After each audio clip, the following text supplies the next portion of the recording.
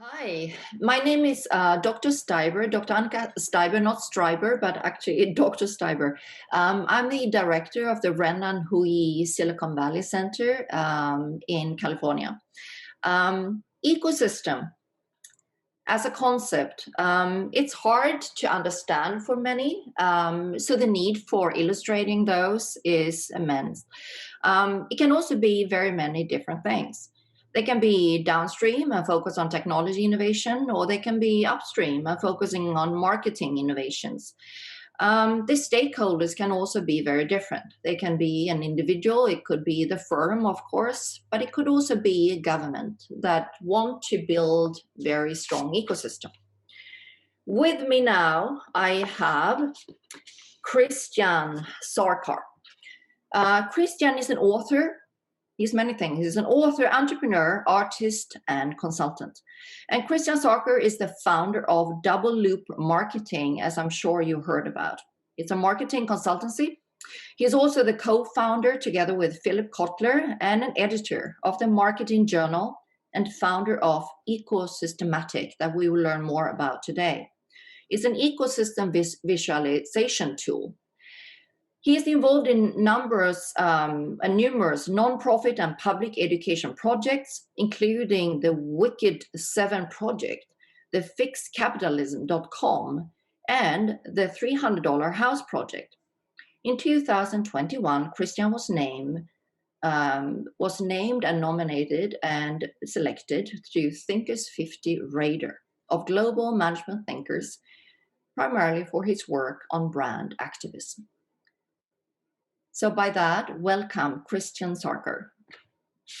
Thanks so much, Annika. Thanks for having me.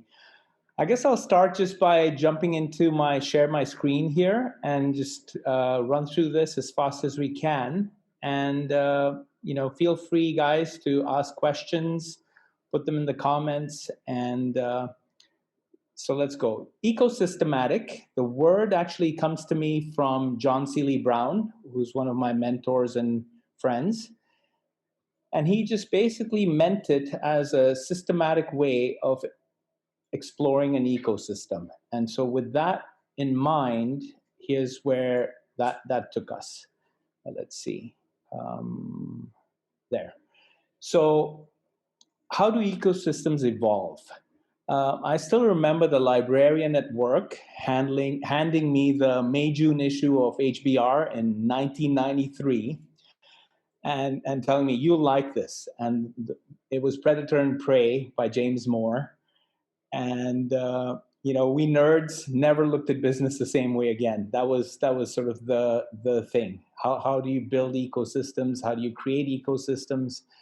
And we were sort of naive at the time. We thought we could re-engineer the workplace and, with process owners and shared services, coupled with knowledge warehouses, business process improvement. These were all the buzzwords at the time that were just bouncing out around in our heads. And, I'd say this was a handful of kids, but we were all building online communities and reading NetGain and playing Netscape VR. And then it all crashed.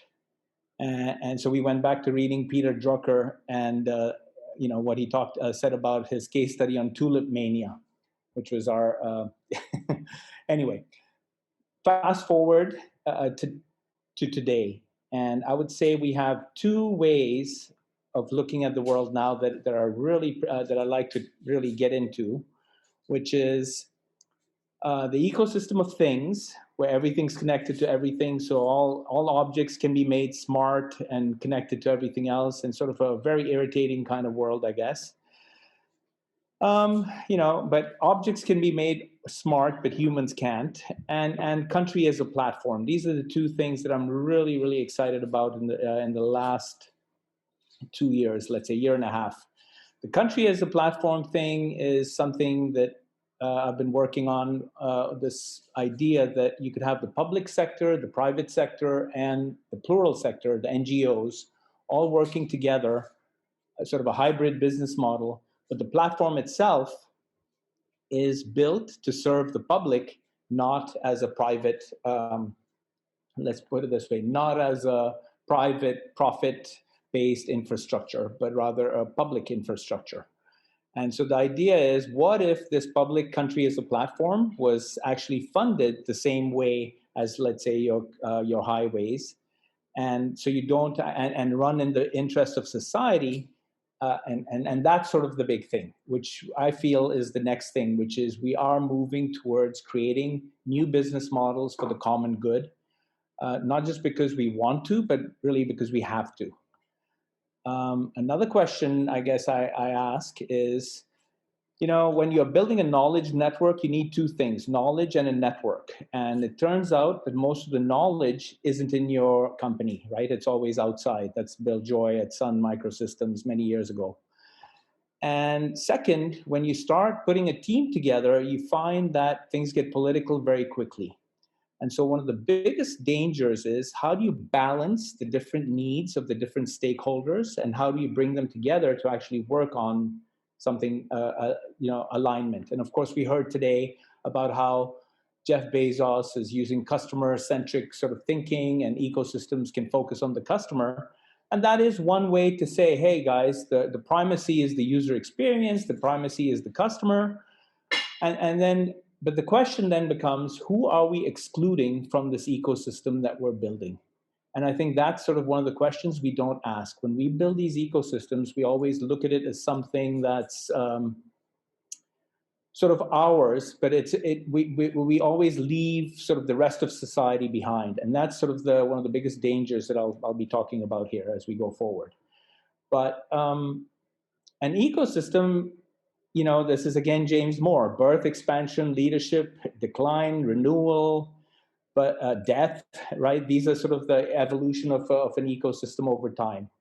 And for me, there are many types of many types of journeys these ecosystems take. And I'll be talking about maybe two of them here. The mission-driven, which is the one we're really familiar with. Hey guys, we got to put a man on the moon. We've got to, reduce costs by 30%. We've got to, penetrate this market, whatever this mission is. And then everybody, all hands on deck to meet the mission. And that's of course driven by goals and objectives. The other one, much more loosey-goosey. It's sort of the story of my life, which is go search for what you like and keep following it until you learn something, and keep learning. And that's driven more by curiosity. And let's go there for a second here. Let's see. So ecosystematic then becomes a process for basically getting into and getting involved with an ecosystem, learning what the terrain looks like, exploring sort of the layout of the land, and then figuring out what your place and what your role could be, to where you either participate or what is your role in this ecosystem. And by ecosystem, of course, I mean something entirely different than what we've been talking about. I do include business ecosystems, of course, but I also talk about many other types of ecosystems. And all of this goes back to the early days of when we first started building ecosystems. They were really communities, which brought people of interest around certain interests, around identities, around practice, categories, and of course now, movements in society. So I'll be talking about some of these areas. I'll be talking about three levels: at the individual level, the organization level, society, and then some of the domains that this can be applied to as a way of seeing the world, as a way of learning, as a way of contributing, as a way of seeing, really, and even becoming. So my version, in a sense, of ecosystem says that the ecosystematic view is one that includes many types of ecosystems, not just what's it called? Not just the company and its immediate suppliers and partners and value portfolio, but really multiple categories: competitors, companies, social ecosystems, knowledge ecosystem, news and media ecosystems, all of these types of structures of knowledge. And in each one of them, it's pretty simple, but you can basically look for the terrain, map it out, find the agents that are working there, what are the vehicles they use to move things around, what's being transported or exchanged, what are the flows, what kinds of interactions happen, and where's the value being created. That's sort of the vocabulary of this ecosystematic view. There are many worlds of value. There's individual, organizational, and societal. We have, on the individual side, I'm going to go into sort of how we pursue learning and how I did this with my kids. I'll be very personal about that, but I think there are a lot of lessons for companies that are trying to figure out how to learn in a different way, in a way that maybe is more necessary today than ever. I'll also look at sort of this. This is sort of the vocabulary of looking at the interconnectedness of everything. That perhaps the way we look at the world is too reductionist, and what we really need to look at is the whole part, and then find how we are part of that whole. So it's sort of the balance between individualism and, of course, community. And of course, that's sort of, we can say our entire system in the West is based, certainly in the US, on individualism. And I think that's has its problems. And similarly, on the other side, if you're completely communitarian and completely based on sort of tradition and the values of society, you miss out on really living. So let's get into this for a second. I'm going to talk about ecosystematic learning as a process, and I'll give you some heuristics that we used when I was a kid, bringing up my family. And why is this important? Because it actually shows you a very different way of learning that could actually be translated to the business world of learning. And I have actually used this with clients to basically show them, here's new ways you could learn about something very fast. And I'll get to that. So there's some ideas here. We know that books are the best teachers. So when you read your books in the past and you start connecting them, one of the heuristics we used was, if you love an author, whatever, if it's a scientific author or a literary author or a business author, what you do then is try to read who they love. So you read your favorites, and that's how you start building these idea chains where you're following a school of thought that maybe was born in the 1400s or 1500s and then has come down to your present time. So you're also discovering different views of the world. And this is sort of literary criticism. In literary criticism, you read the book with the lens of the author. So you have a feminist reading, you have a deconstructionist reading, you have a romantic reading, you have a classical, a neoclassical. So you have many ways of reading the same work. What that does is it allows you to see the elephant from many different places. And then, of course, you follow and string these ideas together, and all of a sudden you start learning in an ecosystematic way that defies just the curriculum. You also follow the strings. So this is sort of the artists in Italy, in Renaissance Italy, and you can see how they influenced each other across these different city-states. What's amazing about it is this is actually exactly the same kind of formula that we would use today if you wanted to go learn, let's say, music or something. You'd actually go to these places and find the sort of the centers of excellence and embed yourself into those systems so you could follow the strings and follow your passion. Another thing I did, and this was something that I did for sort of my business thing, because I really didn't have a business education. So the way I decided to get a business education was find the biggest business minds that I could, ask them to help them with their marketing. At that time, nobody had a website, so I ended up building all their websites as a kid, and then absorbing and learning from all of them. And that's what I did. My first client was a guy named John Hagel. The next guy was John Seeley Brown. And one by one, I ended up having these great people who ended up being my professors. Some of them are still my close friends and professors, let's put it that way. But what's amazing is you can track these ideas over time and watch how they influence each other and how they've influenced others. So this was the HBR map that came out in '97. And I remember when Adi Ignatius joined Harvard Business Review, I asked him, hey man, you need to update that map of yours. And he did, and that's the map below it.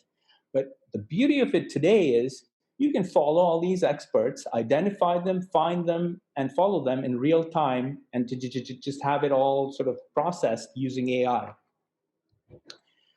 Another way of learning.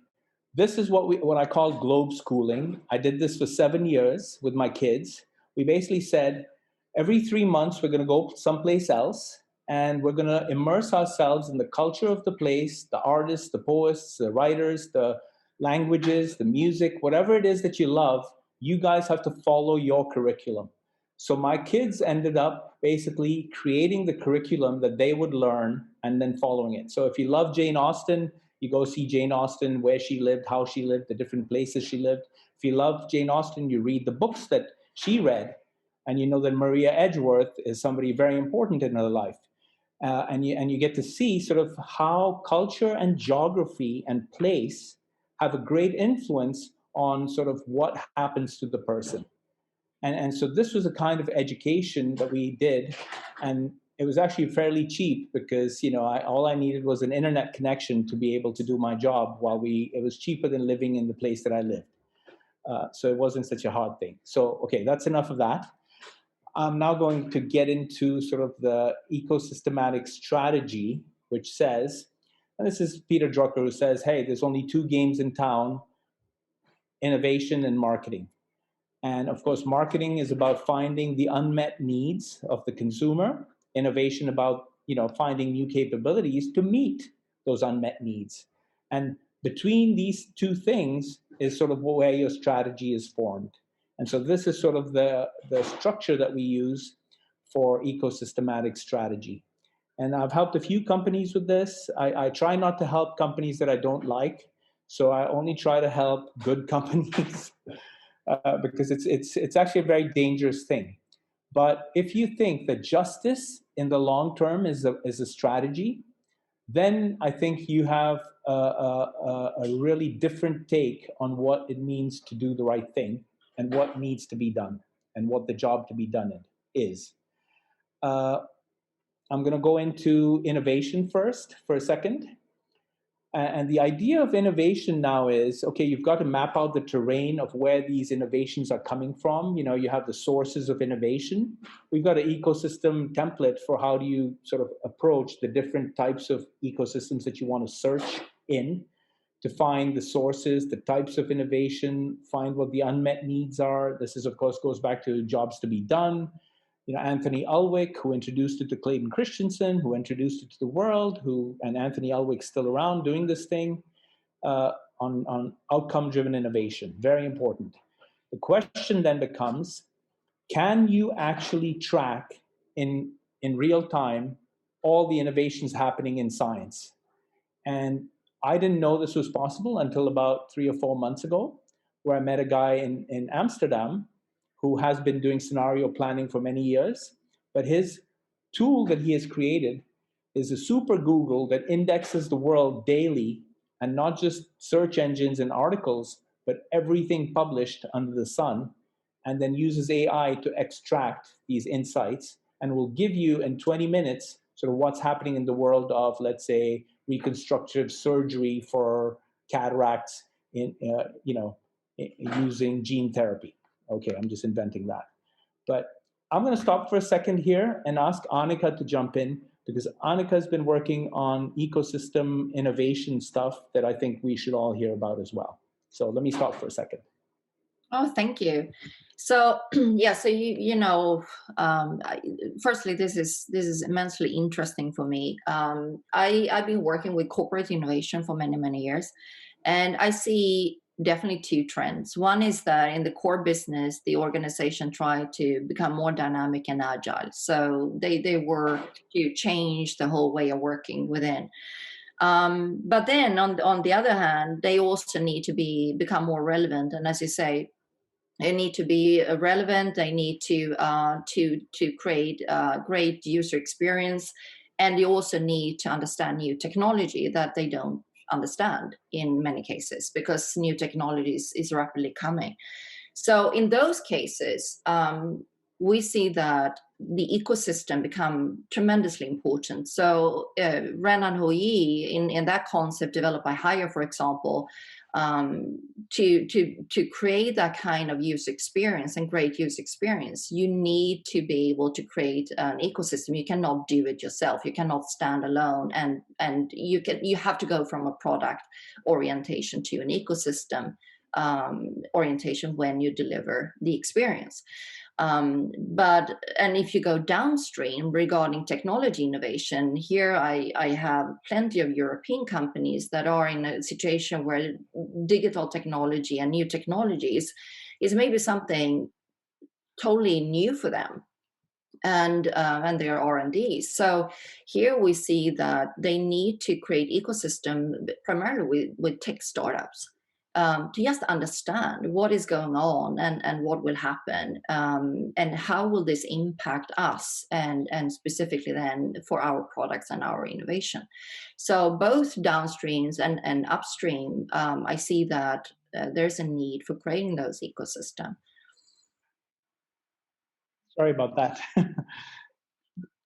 Go ahead, keep going. Tell us Yes. about the 8 things Yes. you're doing. There's 8 things you're doing. I know. I want to hear about this. The 8 innovative things that you're doing in terms of innovation in ecosystems. So no, so yeah, so the 8th thing that we're referring to is that you can actually, if we take, for example, downstream and you work with startups, there are 8 different models, and probably even more models how you can do it, right? So if you're a large firm today, like Philips or Bosch, they're working with corporate venturing. Okay, so corporate venturing is one model that you can actually create an ecosystem by taking equity in a startup. And it's a pretty established model. Another model would be acquisition. You buy the company all over, and here we have the Google and the Facebook and those that acquire them, right? So that is one dimension. Do you take equity in the startup or not? That we have been using to identify those 8 different models on how to do it. A model that doesn't take any equity would be co-location or co-creation. That is, you use a pure commercial agreement with the startup, and you can just imagine the how challenging that is, coming from a historical organization where everything was done within, and revealing your IP is nothing you really do, and then starting to collaborate with a tech startup, right? And as you mentioned, this is for exploration, to learn, right, from the large corporation perspective. But if you turn it to the startup perspective, they want to use the large firm to scale. So here you can immediately see a tension and a conflict in interest. So coming back to your description of ecosystem, all coming back to what is the purpose, what is the goal with the ecosystem, right? Is it a movement? Is it built around a new value, or is it built around exploration, or is it built around creating a great user experience like Hire is doing with the Renan Hui? What is the overall aim? And here we can see this big tension then between 2 players in the ecosystem, the startup and large firm, but also between the government and the large firm and the startup.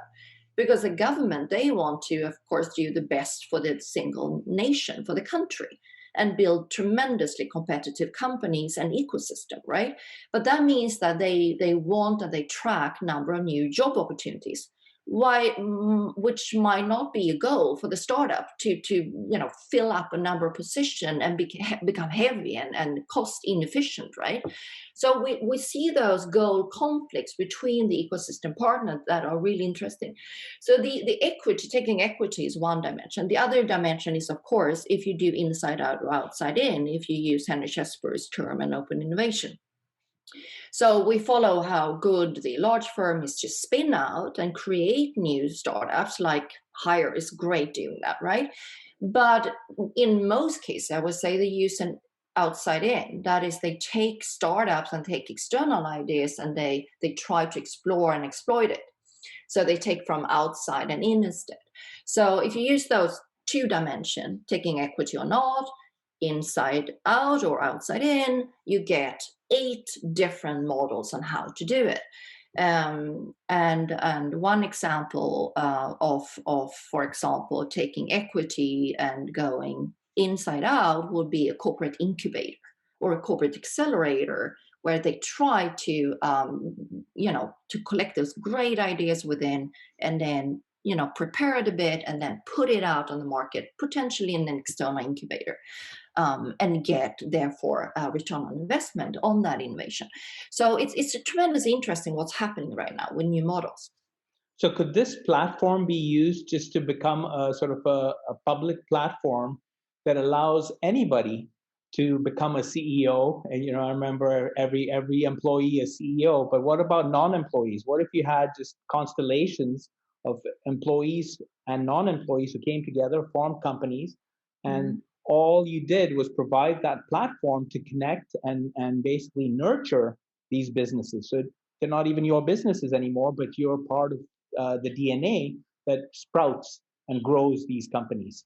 Right. And that is super interesting, because when you talk about platforms, we usually talk about, say, e-commerce platform.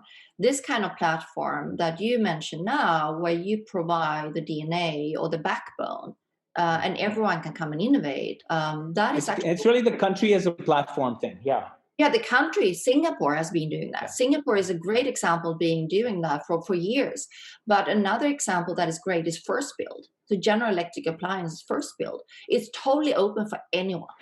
So they have built a platform, the ecosystem. Anyone can come in and be part of creating the new fridge or the new stove or something like that, right? Something they want to create. How's that? It's actually might not be anything that they want to create, because not all of those innovation is coming into DEA and become a product. But they do have First Build as a micro plant.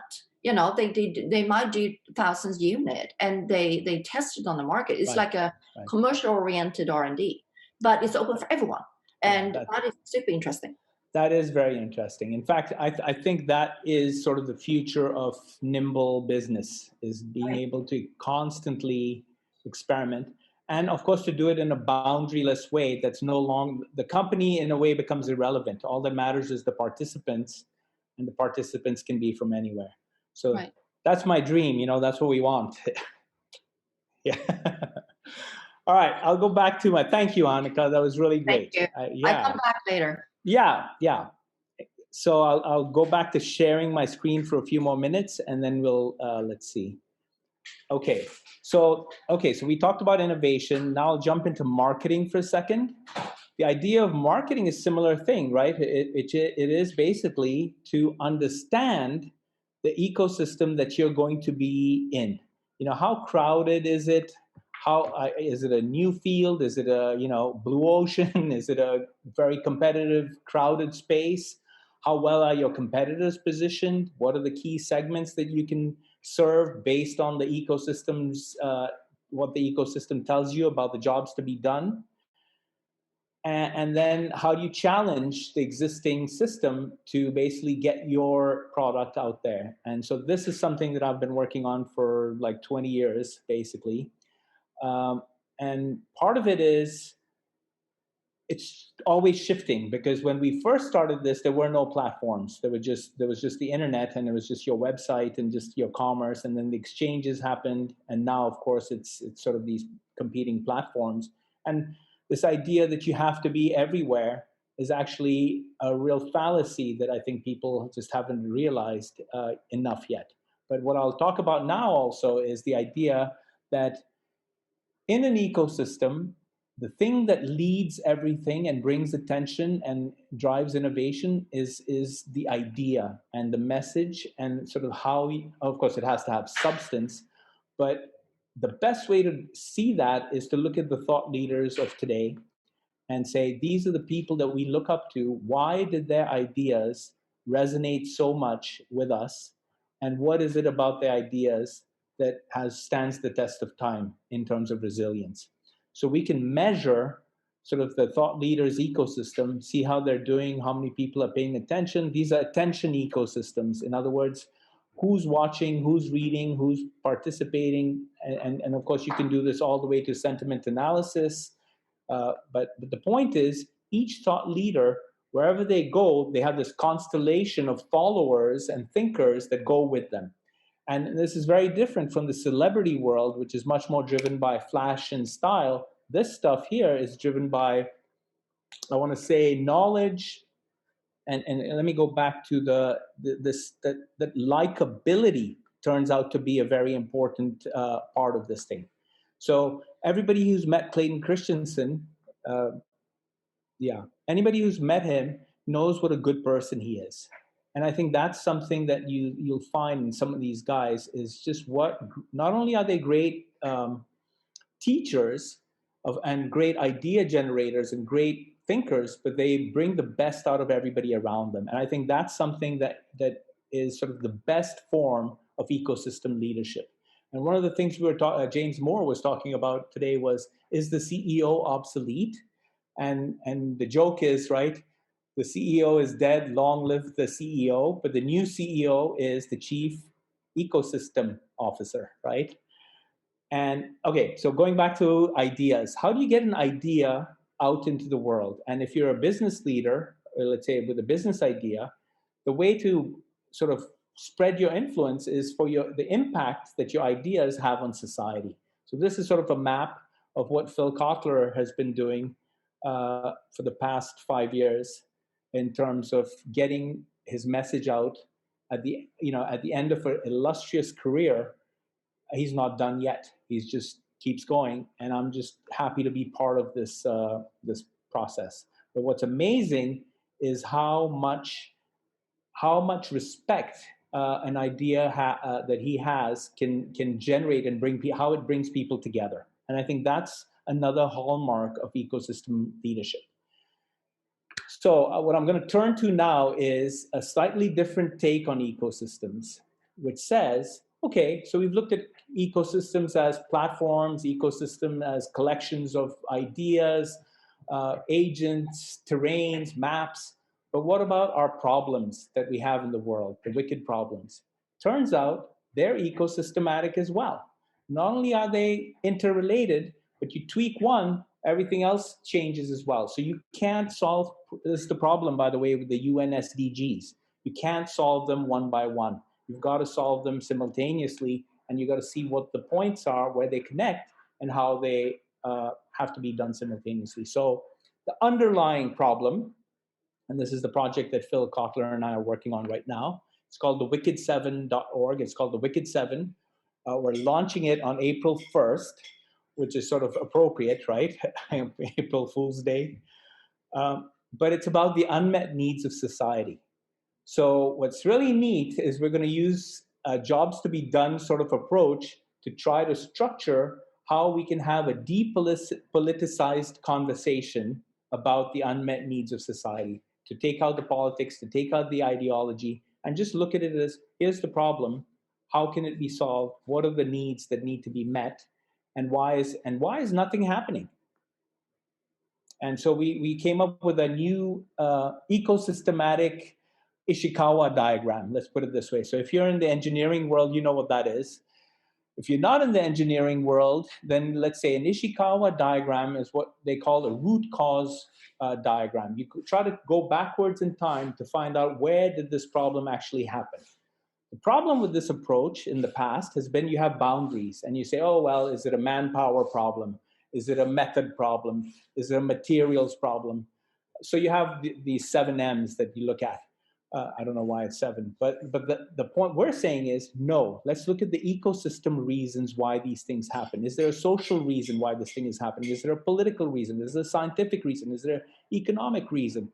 Is there a historical reason? And so what you're doing is, you're unentangling, and by the way, this is another, borrowed that from JSB as well, you're unentangling the problem and going back to its roots in the past. So it turns out that a lot of our problems that exist today have come about because of some kind of event, some kind of political situation, some kind of social, economic, cultural thing that has basically swerved us off on the wrong path. So you ask why to go backwards in time and try to stop. Okay, can we stop these reasons? And then the other thing is, you flip it the other way and say, if we do nothing, what happens next? And if you keep doing that, what happens next? You end up with this kind of thing.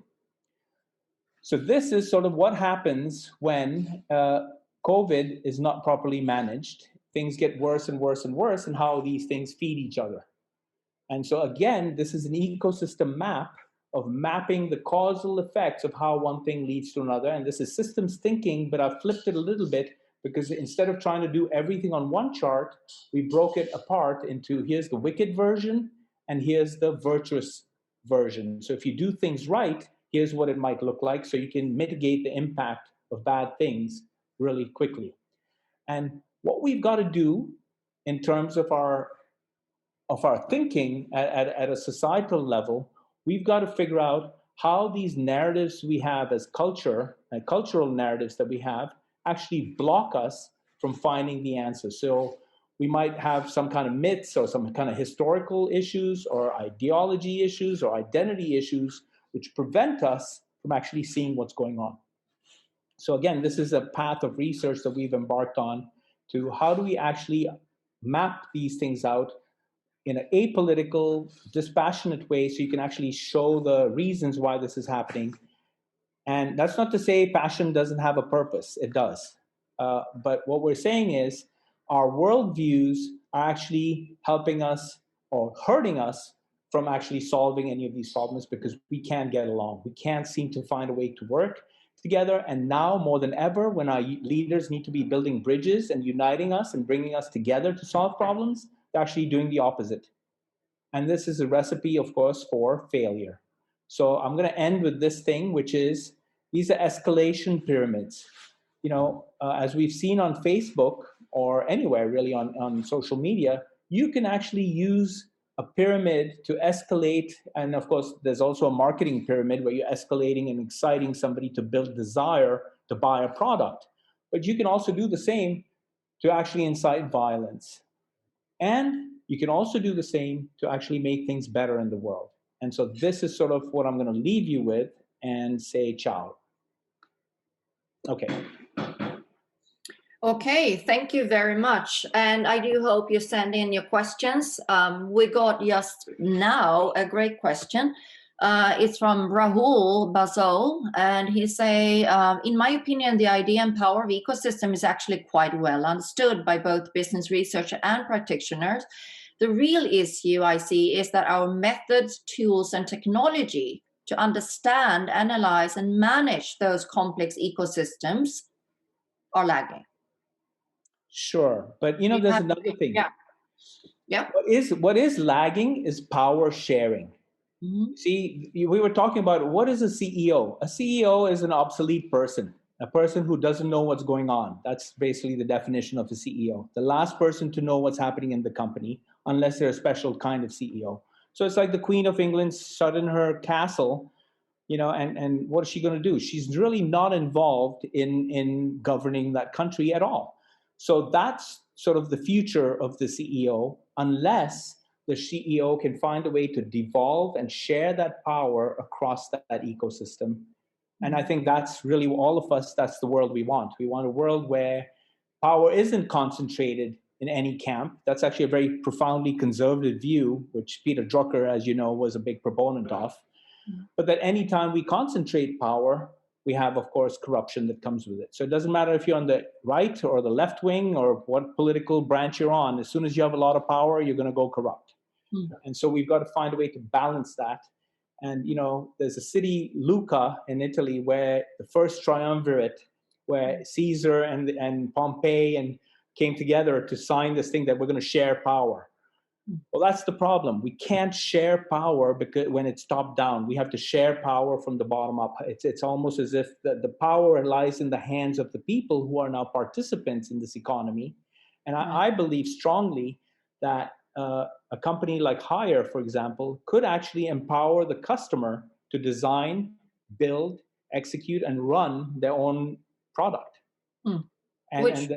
Yeah, which they almost do through their zero distance concept, right? But honestly, I mean, this visualization of the ecosystem, it is challenging. I mean, it's hard to see. Everything that is tacit is hard to understand, right?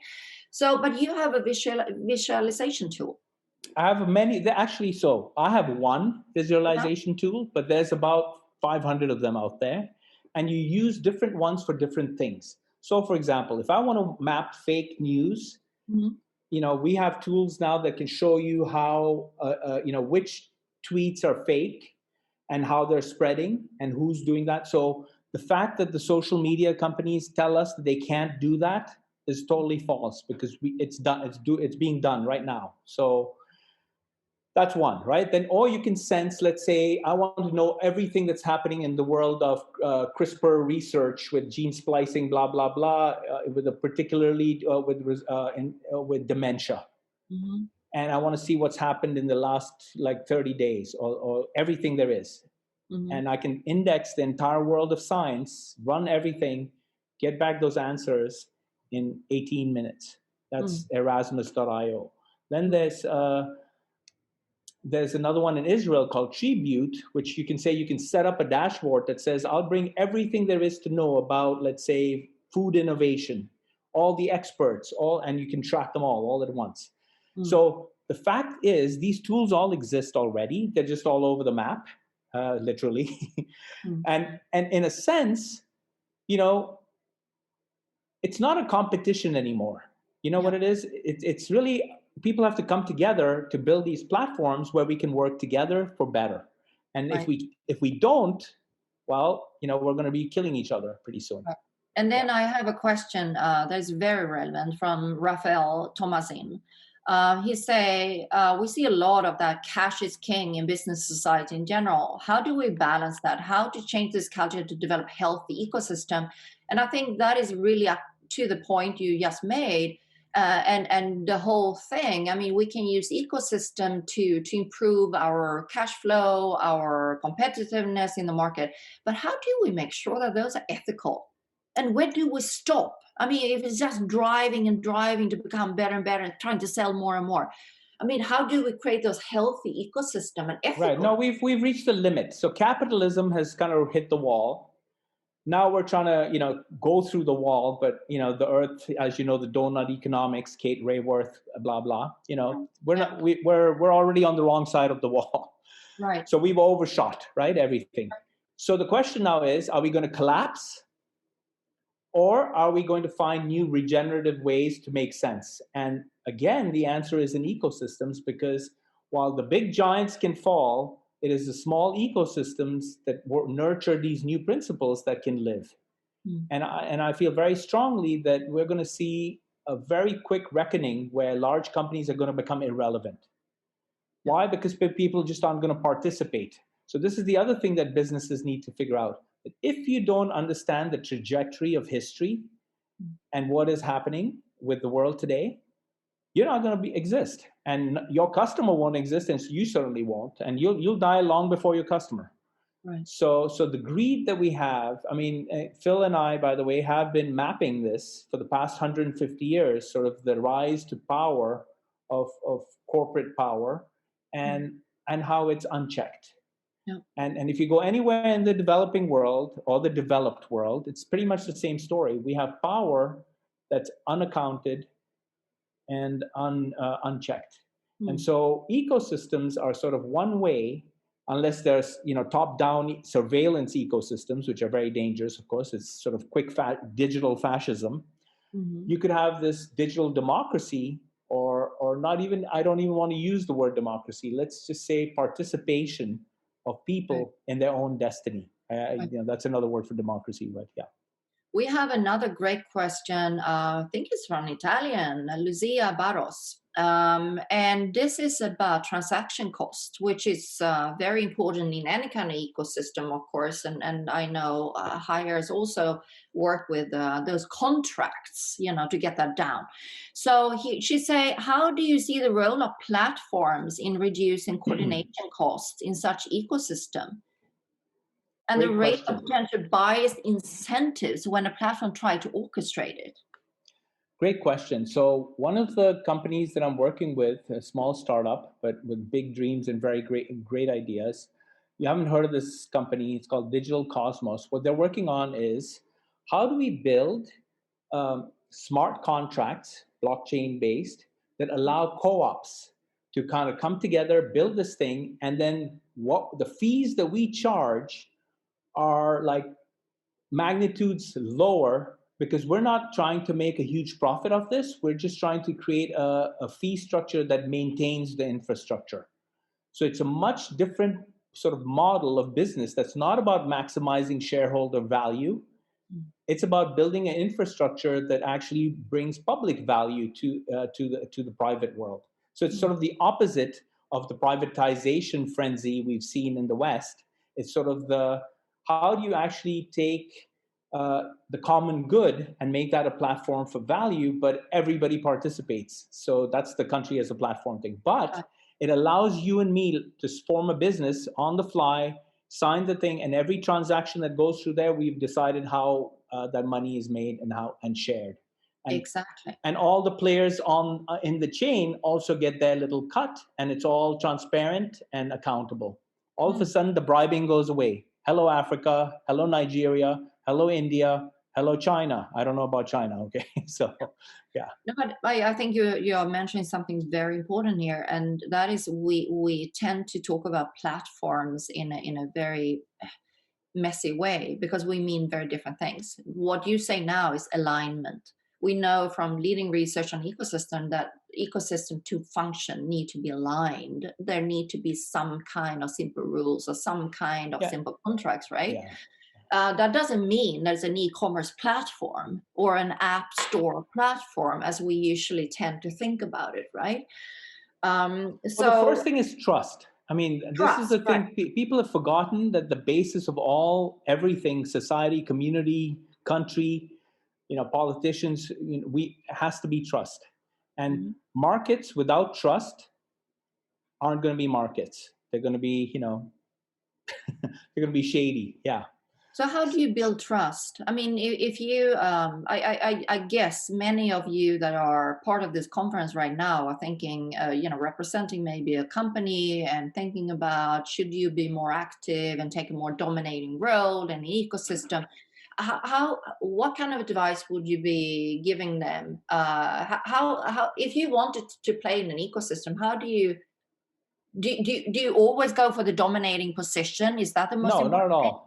Not at all. In fact, the dominating position is the wrong idea. And so here's another important point about ecosystems. In a natural ecosystem, there's always some kind of balance. So you don't have too many predators and you don't have too much prey. And, back to James Moore's analogy, which I still love, it's only when there's a disbalance in the way the ecosystem is working that you end up with a cancer, something that grows too big, becomes a monopoly, and destroys everything for everyone. So when you have a cancer, the job of regulation is to not allow those cancers to grow and get too big. Because when they do, they eat the government as well, as we found in the US. So what you've got to do is figure out, okay, how do I build this regenerative network that seeks balance, isn't trying to sort of put one dominating influence over the other. And in a sense, the corporate structure that we have today, and now I'm stretching it a little bit, is obsolete as well. I.e., the way we've structured our corporations for the past 200 years is really based on the colonial mindset of the East India Company, which is, a few shareholders, here's our boat, we go land on this thing, pick up as many things as we can, load our boat, go back and give it to the guys, and nobody cares what happens to the inhabitants of the land that we colonized or the land or anything else. That kind of extractive and exploitation, if you look at the language of business school, it's still the same. Exploit, harvest, value harvesting. There's a lot of words that are based on this false sort of analogy that basically is destructive. I mean, the point of capitalism, in a sense, you say, hey, a tree in capitalism is worth more dead than alive. So right there is sort of the that's the problem. So how do we build a new kind of economy that's more participative and isn't based on tiers of, this old idea, if capital is so cheap, why is it running the show? It doesn't need to run the show anymore. It's interesting, Christian, because I heard exactly the same thing from a VP from Philips that had also been building successful ecosystem, and he said the same thing, that it's not that Philips has to take the dominant position in the ecosystem, and in fact, regulation, in life science, for example, is so regulated, and healthcare is so regulated, you cannot take a one leading position. It wouldn't work. So it's also part of how the industry structure look like, and regulation, as you said. But how do you build trust? If trust is so important, accountability and transparency, two things. So actually, this is very simple. This is corruption 101. So the best countries that know how to deal with this, in a sense, are Nigeria, and India.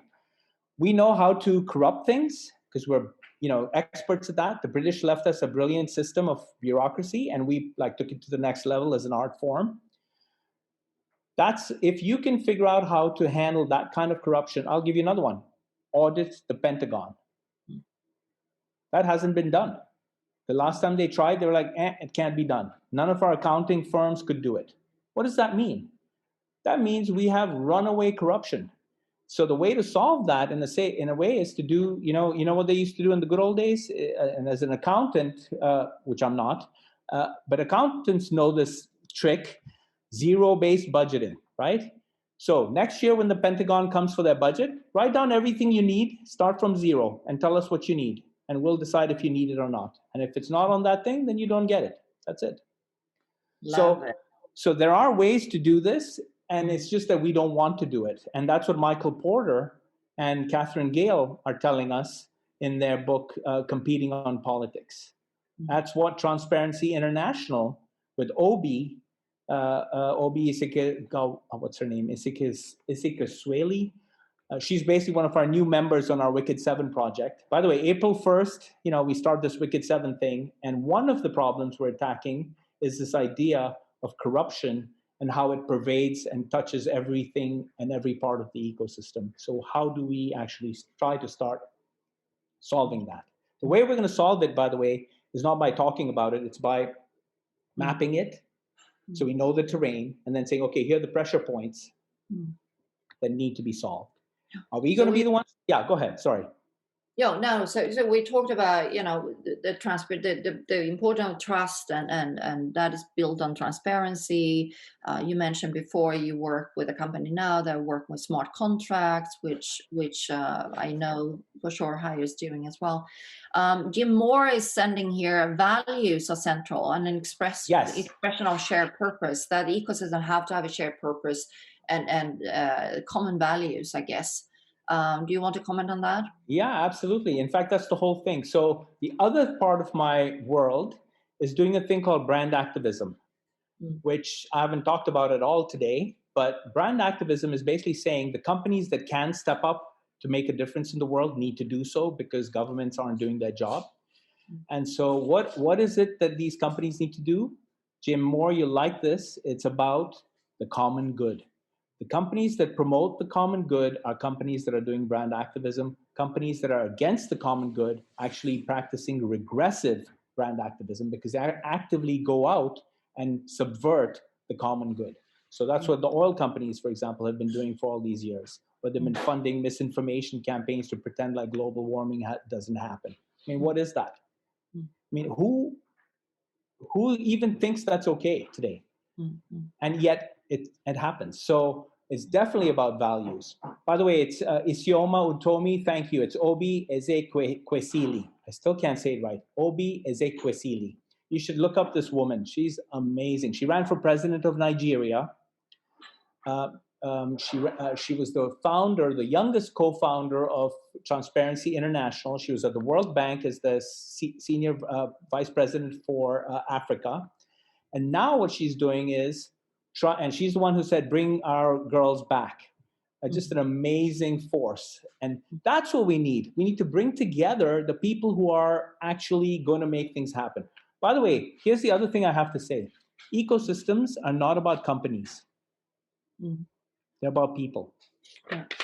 Because in every sphere, everywhere you go, there'll be a few people who really care about this stuff. So I'll give you an example. Do we have time? Okay. 4 more minutes. So 10 years ago, I had a project called the $300 House that I was working on with a Thinkers 50 person. The bottom line is 10 years, fast forward 10 years, and we're still working on this project. We have these companies that have started up. There's one that's in 22 countries. He's out of South Africa, called Moladi.net. They have a very innovative way of doing housing. But here's the thing. None of the big companies want to be part of his ecosystem because it disrupts everything they do. So he's just chugging along, slowly doing his thing. But what's the driving power of this thing? It's this one guy. It's his vision and his passion that drives this thing. So don't underestimate the power of one or two or small numbers of people who care to make a difference. And that's really what Margaret Mead said, right? It's just a handful of people who have always made the difference. And now more than ever, we need to give Greta Thunberg something to do, right? When these people all show up and say, we protest, okay, what are you going to do? So let's give them a blueprint for what they should do.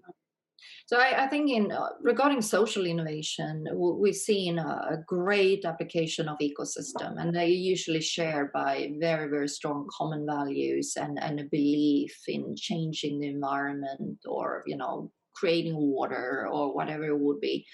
But there seemed to be a negative view out here. This is from Mina and Poyo.